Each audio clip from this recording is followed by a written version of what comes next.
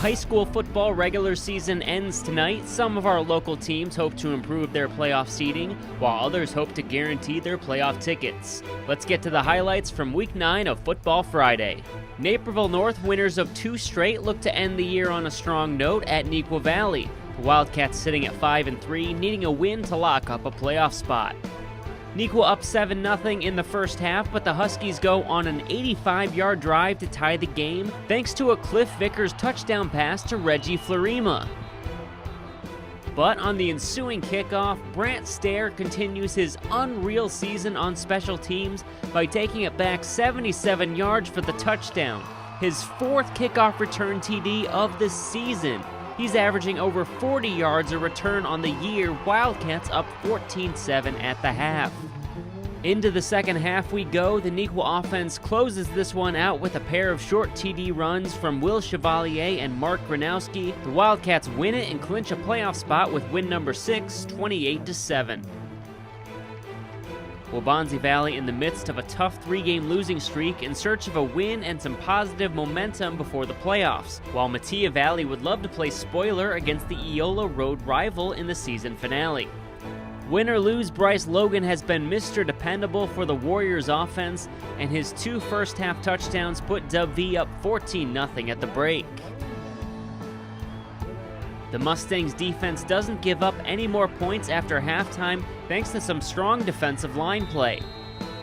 But the Warriors defense comes up with a much-needed shutout as Dub V is heading back to the playoffs after missing out last season. 14-0, Waubonsie takes the win. Naperville Central has already clinched the DVC title and a postseason berth, but a win over the top-ranked team in Class 6A, Cary Grove, would give the Redhawks a big boost when it comes to playoff seeding. If your last name is McDonald, chances are you had a big night in this game. Naperville Central with 3 first-half TD passes from Peyton Thorne to Cade McDonald to put the Redhawks up 20-7.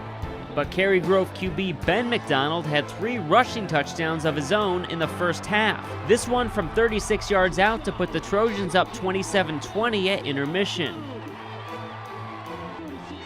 Early in the third, Thorne and Cade McDonald connect again for their 4th TD of the game, Central down 33-27. But Cary Grove's offense showing Class 6A is no pushover as the Trojans score 55 points in a victory over the Redhawks, 96 total points in the game. Bennett Academy safely in the playoffs, but facing a tough task in the regular season finale. The Marist Redhawks are in town and looking to secure an undefeated ESCC championship season. Trailing 7-0, Bennett uses the play action to tie the score. Colin Gillespie to Luke Flasca for the TD. This game's all tied up at 7 midway through the first quarter. Unfortunately, that would be all the Bennett offense could muster. The Redhawks go on a 17-0 run to end the game to take the 24-7 win. 3rd straight East Suburban Catholic Conference championship for Marist as Bennett ends the regular season 6-3. The final ESCC standings has Marist on top, holding off Nazareth. The top 3 conference teams are the only losses for Bennett this season. 6 ESCC teams are playoff eligible this year after Joliet Catholic knocked off Notre Dame for a big Week 9 win. The final DVC standings is crowded on top as Naperville Central, Neuqua Valley, and Waubonsie Valley all end the regular season 6-3, but a perfect conference record lifts the Redhawks to the top.